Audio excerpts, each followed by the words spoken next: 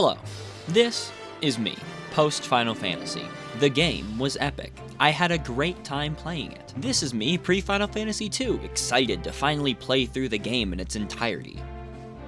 This is me, 2 hours into Final Fantasy II. In all seriousness though, Final Fantasy II, despite living in a never-ending state of well-deserved infamy, has always fascinated me. Much like other sequels of an age-long past, it serves as a bizarre step sideways for the budding Final Fantasy franchise, choosing less to work off of what was established and deciding to radically change almost everything. Fun fact, the novelization has strange incestuous undertones.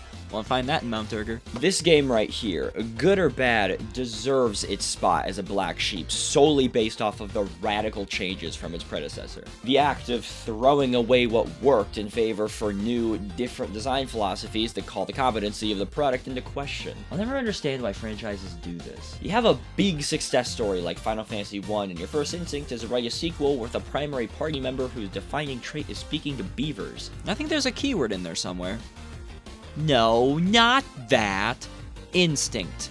Deliberacy. The intent behind a choice. An extremely important thing to keep in mind when judging a work of art. Is the intention of a piece of work being portrayed? Am I feeling the intended emotions? In a video game's case, do the mechanics all mix and function the way that they were intended to? In Final Fantasy II's case, the answer is no, and it's made unbelievably obvious pretty much right out of the gate. However, before I painstakingly break down why I feel this game fundamentally fails to display a level of deliberacy, I should ask myself an important question. Is Final Fantasy II any good? No, it isn't, but I can't help but like it in a creepy, evil manner. Every time I play this game, I tempt fate, dangle my balls in front of Hades' stapler, but I come back. I consistently stay fascinated with this game. Why? Well, like I said before, Final Fantasy II makes the conscious choice to ditch a lot of what was established in the original title, really only keeping the bare-bones framework of world map, turn-based combat. It radically overhauled the approach to characters, story, and statistical growth, where Final Fantasy I progressed simply in both story and gameplay. II brandishes a non-linear gameplay progression and a story focused on a war-torn world. It is a wholesale departure from the established, yet it was released less than a year after the original. With that in mind, suddenly the nature of this game begins to make more sense. Here's the thing, most of Final Fantasy II's ideas are intriguing and keep it fairly unique within the genre, even by modern standards. The problem is that so few of its new ideas work, while actively doing worse what it decided to keep from the original title. Now I'm somebody who values ambition way more than a clean polish. It's why AA games like Star Ocean, Atelier, and similar titles made with a vision in mind on tight budgets tend to interest me more than limitless money sinks like God of War, The Last of Us, yada yada yada. However, no matter how much ambition and goodwill is forced into a title, the game still has to be good for me to call it good. I can appreciate games like Sonic 06 for the seemingly solid framework despite virtually no polish, but I'd never call it a good game. I can appreciate Final Fantasy II for its ambition, and occasionally I even like it. Sometimes the intent shines through in what I see as a genuinely worthy successor to the original Final Fantasy. One that attempts to be harder, deeper, more diverse in its structure. But then I decided to walk 4 steps too far west and die. Final Fantasy II is not a good game. And it's not because it tries to be different, but whenever I play the game, it never feels like any of its ideas hit the mark. Like every new concept they tried to implement just fell flat on its face somewhere along the development cycle. Compare this to Final Fantasy I. Both games are far from perfect. They struggle in different ways, but the key difference between the two is the feeling of deliberacy behind Final Fantasy I's design choices. Whether something is good or not in your eyes, it was obviously an intentional choice made. Final Fantasy II completely lacks that. I can see what the devs were going for, but in practice, the title as a whole is a frustrating mess of poorly executed maneuvers. How can I wholeheartedly call this game a worthy successor when the entire experience feels as if it was unintentional, as if the devs' vision for the title is entirely misinterpreted by the final product? I can't. And it's not like this is solely because of a short development cycle. Something you see in art, especially in video games, is when devs are given strict, rigid deadlines, the weirdest of visions can come to fruition. Majora's Mask, anybody? Short deadlines do not mean bad product, so that alone cannot be used as an excuse to defend Final Fantasy II. But I'm not here to rip apart this game unfairly, because I don't even dislike it. What I want to dive into is why I can't shake that odd feeling of deliberacy or lack thereof. Cue actual discussion. This is the biggest point of contention with this title, but oddly enough, I find it to be extremely misrepresented within the larger conversation. Final Fantasy would eventually dive headfirst into non-standard character progression with games like 8, 10, 12, 13, but 2 indeed did it first, ditching the level system in favor for individual stat growths and skill levels for each weapon and spell. For most people, Final Fantasy II lives or dies on this system. So I ask this question. I've never understood the need for a new entry in a franchise to be a traditional part of that given thing. What's so bad about change? Are you scared of women's pants too? This game can be different if it wants to, and I'm not going to complain solely off of that concept. But I am not here to defend this system. I personally believe that it's one of the biggest things holding the game back. And no, not just because it exists. In no version of this game does it convince me of its worth over a standard level system, because it just doesn't work right. Now, as I move forward into explaining why, I'll be the first to admit that I may be wrong with some of this info. This game is extremely confusing and not well documented. See, in the NES version, it was straight busted. There was no reason to actually fight difficult enemies, as the weakest encounters would provide the same growths as the fights in the final dungeon. Or you could just beat the shit out of yourself. That works too. These problems carry over into subsequent versions of the game. However, the NES version is unique in the sense that you don't actually have to fight at all. You can just continuously cancel your commands to build up growths that way, but for this video, I primarily want to focus on the only version that matters, the Pixel Remaster. This game does so much to fix the jank of stat growth. They increase in a much more reasonable manner, and an invisible enemy ranking system forces you to fight stronger encounters in order to increase your skill levels past a certain threshold. Suddenly, you actually have to play the game. Imagine that. In the outset, your 3 protagonists are blank slates with slight pulls towards certain roles, but what you inevitably make of Firion, Maria, and Guy is entirely up to you. My initial goal was to grow Firion into a dual-wielding spell sword, Maria into a standards backline bow and white magic user, and Guy into a tanky axe and shield user with no magic at all. The 4th party slot would be a supplemental physical attacker primarily, and I would stick with that for the whole game. This did not work. Theoretically, a system like this absolutely encourages experimentation, and it seems like that was the intent. But you quickly realize that most builds are simply not viable, or worse than a straight-on brute force offensive. Stats go up primarily when used, so a magic-only unit will have paper-thin physical capabilities. So if you decide to change roles halfway through the game to better suit a dungeon or specific boss, not only will their weapon levels be piss-poor, but statistically they will suck really bad. The Pixel Remaster does a lot to make the weapon and magic grind less tedious and nightmarish, but the overwhelming stat discrepancies still encourage real experimentation. A standard leveling system could absolutely coexist with the weapon and magic skill ranks and would alleviate this issue to an extent. But a few tweaks to the existing system, for example leveling up unused skills at half speed instead of not at all, would go so far. But no. As it stands, choosing a character archetype and sticking with it ensures the smoothest ride. But make sure it's a dual-wielding style or a magic user with no armor, because otherwise they'll be useless. So very early on in my playthrough, I realized that by equipping 2 weapons of the same type, you could gain weapon levels much quicker. Makes sense, right? But only using one of a weapon resulted in such a slow increase that Guy was doing a fraction of the damage I wanted him to. So I tossed the shield away, and lo and behold, his axe skill shot through the roof. Guy became busted. He wasn't quite reaching the heights of Firion's dual mithril swords, but for whatever reason, Firion's magic was just awful. Another thing this game gets knocked for is its magic system. Every magic skill levels up individually, and when it comes to increases in stats, only spellcasts in battle will give you a chance of earning progress. That's fine. I don't really have much of a problem with this. It can be pretty tedious to level up every spell individually, but the Pixel Remaster's auto battle alleviates a lot of that frustration. However, magic will suck in terms of damage output if you decide to equip any weapon other than a staff or a knife in pretty much any of the game's effective armor. Now listen, I get it. You don't want every character to be able to do everything, but instead of making magic useless across the board through equipment penalties, why not provide bonuses to using staves and knives? The armor penalties also mean that any magic user will be better off in the back line, so attacking with knives and staves would be pointless anyway. How do I realistically build their weapon levels without going out of my way to goof up my strategy and make my damage output unpredictable?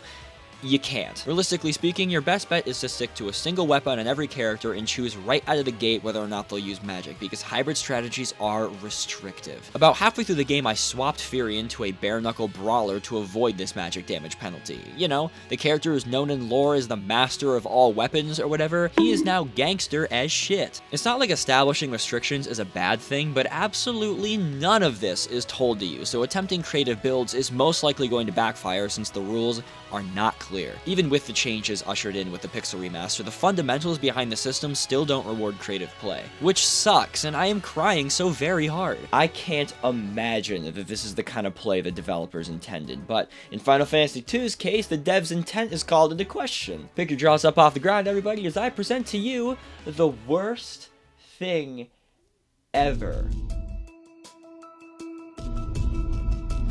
A large chunk of the back half of this adventure is dedicated to locating and snagging Ultima, a spell so powerful it would essentially ensure victory to anybody who controls it. You have to go through what I consider to be the worst set of dungeons during this story arc, and worst of all, unless if you've seriously done your homework in this game, Ultima is probably going to be useless to you. Magic power is determined by many factors, but primarily your proficiency in said skill and your intelligence and faith stats for black and white magic respectively. In order to maximize stat growths and magic levels, your best bet is to have a dedicated magic user that rarely attacks physically. That is not what I did, but I'll get back to that in a minute. In the original NES version, the Ultima spell was just broken. It could not achieve good damage. It was useless. Some people claim this was an intentional thing that the devs did to push the themes of legends not living up to their name. Some people also believe that the programmer busted the spell on purpose just to be an ass or something. What the hell is going on here? Despite this not being the case in subsequent re-releases, the stigma of Ultima sucking in this early iteration has stuck. That is because in order for it to work, you have to actively go against the game and employ growth strategies that won't benefit you. Its strength is based off of its proficiency level alongside the levels of your other spells and weapons. Meaning if you've been focusing on a single weapon type or subset of spells to maximize skill levels, this spell will more or less be worthless. I said earlier that I switched Fury into a bare-knuckle brawler. That was a lie. I'm on the verge of tears with my apologetics. But over the course of the Ultima quest, I grinded all of his weapon levels to around 7 and spells to around 3 or 4. I did this because I knew it was necessary for Ultima to work into my strategy. Now it'd be too simple for the game to just tell me this, so anybody who wasn't consulting guides or ancient web pages, you're boned! Now, in actuality, the game does provide another powerful non-elemental spell in the form of Flare for those who weren't trading off weapons throughout the playthrough, but that doesn't really solve my fundamental problem here. You spend so much time hunting for a spell that in most cases won't work for you because it requires the player to actively do what works less effectively. Did they stop to think about how stupid that seems? Was it a deliberate choice? Was it designed to punish players who weren't engaging with the leveling system in the intended manner? If that's the case, then let me give you a reality check. Your leveling system is not rewarding. And this is just weird, and it's so extremely messy and poorly executed. Like, I get the idea, I think. The stronger your overall character, the stronger the ultimate magic will be, but the mechanics just don't mesh in the proper way for it to work. In the process of taking extra time to grind up my weapon and magic levels, I also happened to get grotesquely overpowered, so nothing even mattered anyway. This potentially could have been a byproduct of the changes made in the Pixel Remaster, but for as much good as those changes bring, a whole new slew of issues rear their head as a result. Which in a messy transition leads me to one of the only fundamental design philosophies that stayed fully intact from Final Fantasy I was the world map and dungeon gameplay loop, but it is done much worse. I am getting tired. Here's the deal, these old Final Fantasy games are not long. Final Fantasy II clocked in around 19 hours, but I am a lazy man. I eat my ham with a straw because it's easier. But rear in those accusations for a moment, you guys are really mean. If there's one thing I can stomach, it's not food, but a long RPG. I play them all the time, but this game just has so many moments where it drags. In most aspects, I found this game to be poorly paced. Funnily enough, I found the story, as simple as it was, to be consistently entertaining. I'm talking more of a design issue here. A big problem with this game is the enemy variety. The given enemy types can require a level of thought to deal with, as they brandish fierce groupings and a whole slew of dangerous status effects. On paper, at least, the status effects mostly fall into one of two categories: completely harmless or stone your entire party, sending you right into purgatory. Pointless or unfair, pick your poison.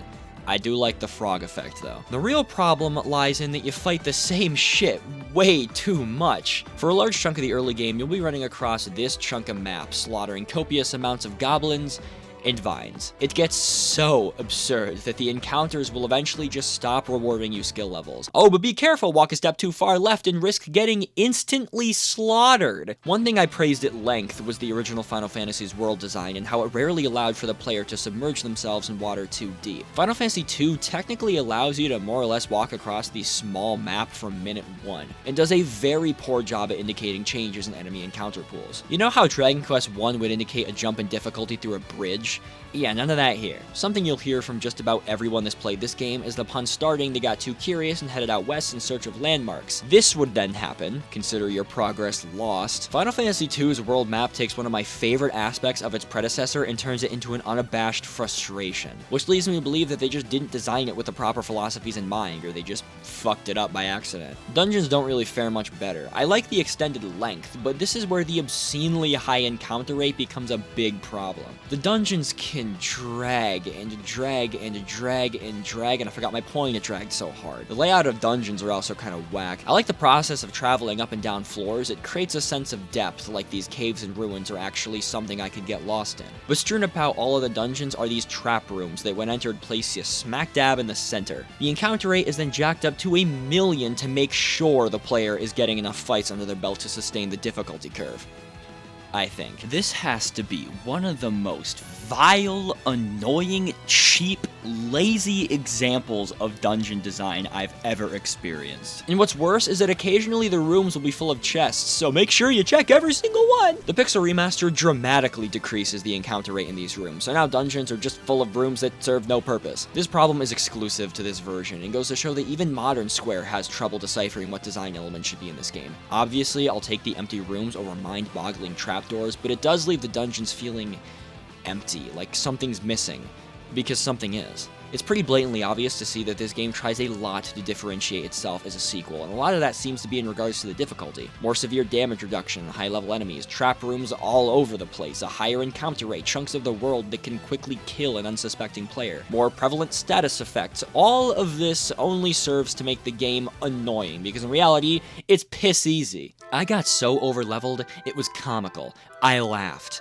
No, I didn't. Poison doesn't scare me, it just marked another trip to the menus. Hundreds of encounters wouldn't even put a dent in my near limitless stores of recovery items. The only times I ever died were to a party-wiping stone or death spell or an unfortunate 2 steps too far south. Never to something that the game would actually consider as a challenge. The whack-ass difficulty, the poor world and dungeon design, weird, quirky progression systems that work against themselves. So few of Final Fantasy II's mechanics display any level of intent or deliberacy that the entire experience comes off feeling extremely messy. And for that, I must call it an unworthy successor to the extremely calculated and deliberate Final Fantasy I. Not because the game is different, but because it's wholly confused. The biggest piece of justification for this in my mind is that small bug fixes and quality of life changes can leave Final Fantasy I's Pixel Remaster fresh and functional. Deep, fundamental changes to Final Fantasy II's structure and progression still leave it at odds with itself. Final Fantasy II carries no deliberacy, no clear developer intent throughout the experience, and for that, it is not a masterpiece. It fails to live up to its predecessor. And I can't stand the fact that I like this game. For as much as I bash this game for being messy and clearly not representing developer intent, there's a level of, necessary respect I have for it because of the gall to make something so ambitious in such little time. Deep down, I feel that all people strive to leave a mark, make something that transcends themselves, and to do that with ambition, even when said ambition is totally fumbled, I respect it. I'm the main progenitor of Straw Ham, okay? I understand ambition and the overwhelming effect success can have on your body and soul. The fact that this exists does kind of make me happy. It doesn't help that the music is phenomenal, some of my favorite pieces from the entire franchise, and the new renditions of said tracks are some of the best pieces of music I've ever heard. I love the vibe of this game. It's somber and broken, a world torn apart and actively being destroyed by war. That said, war is a satisfying back and forth too. Sometimes the rebellion wins against the oppressing empire, and sometimes towns are razed to the ground. Upon returning from the Ultima quest only to see a large chunk of the world's locations completely destroyed was a genuinely fascinating turn of events. For the story to have continued in my party's absence was something I just didn't expect in any NES Final Fantasy to have pulled off with such impact, but damn, respect to it. And the ending, oh great, balls of fire was it good. The whole final dungeon is exactly what I wanted. Great vibe, great music, a bunch of smaller bosses, and the final fight was actually able to push back a bit. Nice change of pace from the monotonous victory the rest of the game practically tossed onto my lap. It's nice to see how even this early on, Final Fantasy was willing to go batshit crazy with its endgame twists. I mean, you only travel to hell. For as confused as I believe the mechanics to be, I entirely understand why somebody would be engrossed with Final Fantasy II. I am fascinated by this game. I guess I wanted to see it in a dramatically more positive light than I did because of what a fully modern remake could have brought to the table, but now I just firmly believe that Final Fantasy II is at heart too flawed of an experience. One I appreciate and can enjoy to a goofy degree, but not up to snuff with the original. I'm glad I played it. I don't want to play it again. Being able to sit down and really feel the artistic intent behind a game or piece of work really goes a long way when it comes to my personal enjoyment of said thing. It's extremely important for me to know that what I'm feeling is what I'm supposed to feel, otherwise I'll just be left feeling confused, and that's not why I play video games. Next up on our list is Final Fantasy III, a game I realistically know next to nothing about. I'm really excited to see how this game will take what worked in both previous titles to create something that sends this era of Final Fantasy off with a bang. But if you excuse me, I have to brace myself. The defenders of this game are violent. I had one outside last week, but I took care of him. Told him to go home, now I can throw away my goldfish in peace. Just remember, y'all, I don't hate this game. I own it 4 times. I'd buy it again.